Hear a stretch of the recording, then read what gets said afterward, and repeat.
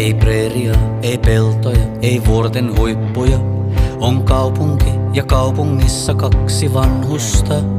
Toinen herää painajaiseen toistuvaan ja nousee sängystä.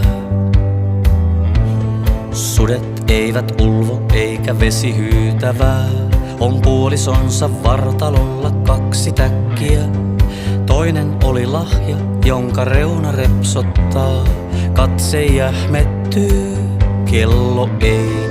Kyyneleitä virtaa vasta alakerrassa.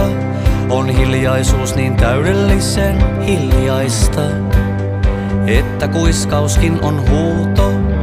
En vaihtais sekuntiakaan, en nuoruutta, en vimmaa.